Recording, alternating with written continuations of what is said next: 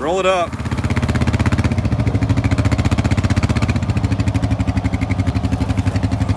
A little more.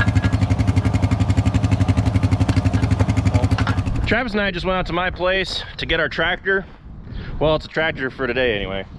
We hooked it up to the New Holland rake because he went out and knocked down some of the ryegrass here at the main farm. The ryegrass is getting to the point where we need to start cutting it, and we decided that, well, they were calling for rain later this week, which didn't happen. So looking back, we really should have knocked down everything at the time. But he knocked down the 2 strips here at the main farm. So since we have so little to do today, all the tractors are hooked up to something, and instead of going through the work and unhooking stuff, it'd probably go on the 46.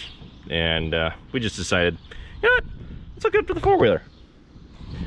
So we're gonna pull it over there and start raking. All we have to do is this small field over by the grain bins and the small patch down by the road, and that'll be the ryegrass here at the main farm. While I'm doing this, he's gonna head off and start doing some custom baling.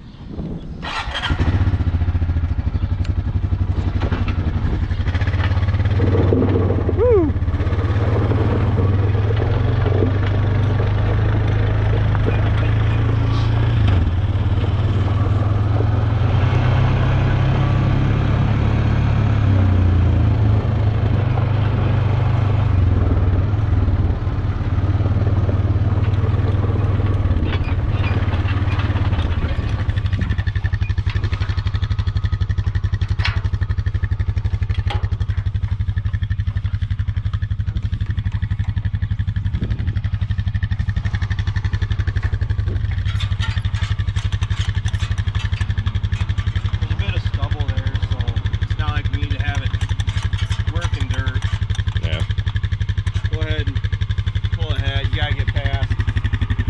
Actually, around the corner, or we'll actually have a good idea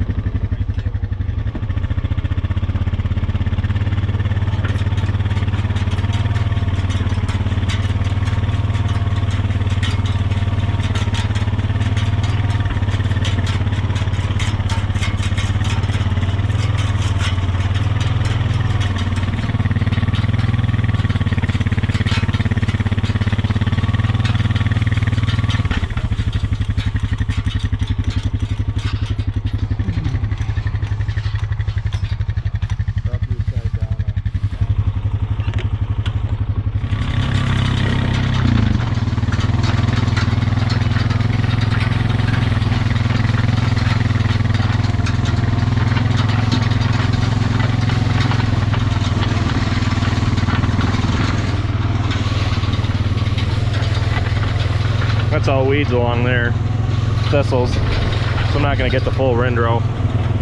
Proceeds to hit the full windrow.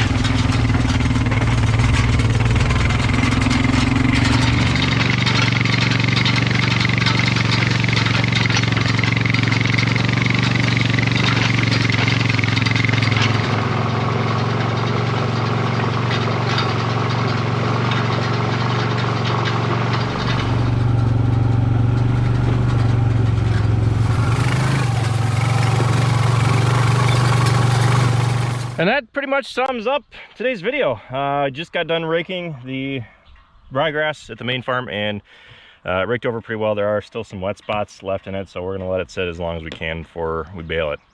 But once we get a clear shot in the forecast, we're gonna go through and knock down everything, including all the ryegrass out of my place and my 11-acre field as well. That stuff should have been knocked down a couple weeks ago, but you just can't trust the weather, it seems. So once we think we might have a chance, we're gonna come through and cut it.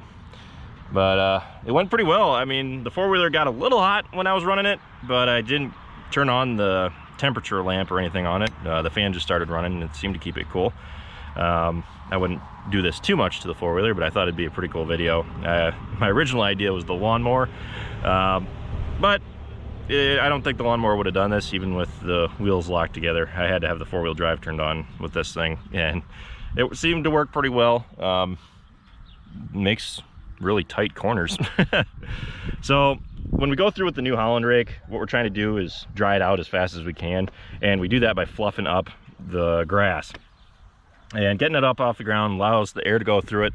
Now, the first day, the first couple hours after you rake it up are the best times for drying. So if you do it in the afternoon when it's nice and hot and if there is a breeze, it should dry it out faster. Right now, there's like absolutely no breeze.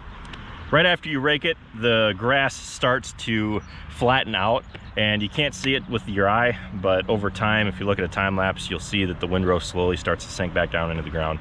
And that's just because when you fluff it up like that, the grass eventually just kind of gives way and it slowly starts to sink back down, and that reduces the amount of airflow through the windrow. Hopefully this will be ready to go by tomorrow.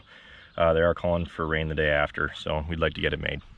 So anyway, that's pretty much it for this video. Thanks for watching, guys. Be sure to check out all of our other videos. Be sure to like, comment, and subscribe. And be sure to follow us on Facebook, Instagram, Twitter, and Snapchat, all how farms work.